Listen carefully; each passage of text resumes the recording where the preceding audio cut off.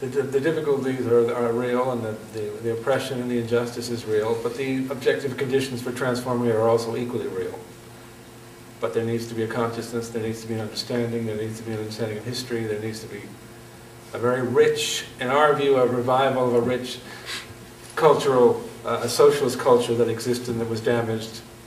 I mean, there's reference here to the question of culture and the fact that it belongs to everyone.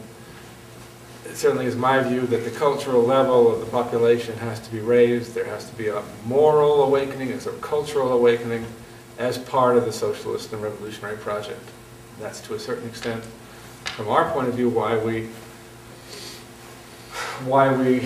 hold this meeting, why we're speaking about these issues, because the conditions, the objective conditions. Look, as Lenin said, capitalism does the lion's share of the work. There will be no shortage of crises, promise you, I promise you. They're ripping it up. I come from the center of world imperialism. America was the great stability of the post-World War world. What is the greatest center of instability today is the United States and the American dollar and the Bush administration, and soon the Barack Obama administration. They're tearing things apart, as they must do. And now we have a global economic collapse. No, there'll be no shortage of crises. But what we do, what we make of it, how people interpret it, how that's transformed into political practices, that's a more complex issue. But we're absolutely convinced that the question of culture, a sensibility, a deepening sensibility, a deepening compassion, sympathy for others. I mean, in my opinion, in the United States, if there was a mass revulsion, as there is growing against the death penalty, that would be a great step toward the social revolution. Because the revolutionary program, if you like, comes relatively late in the game for masses of people.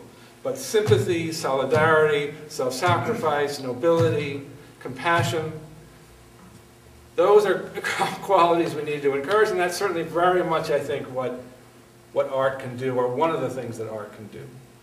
And so if you look at every great revolution in history, you see it's impossible to imagine it without a cultural and artistic fermentation leading to it.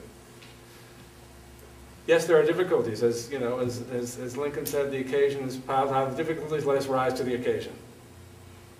That's our view. So I think, and I agree fully, look, there are difficulties, there are traumas, the 20th century is full of tragedies. But as Rosa Luxemburg said, the history of the working class is sort of the Via Dolorosa.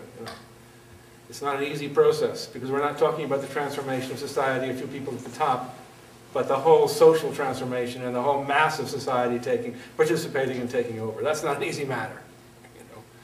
But the objective conditions for that are certainly ripening again, and I think that the consciousness has already undergone extraordinary changes in the last 2 months, and we're only at the beginning, in a certain sense, of a historical period.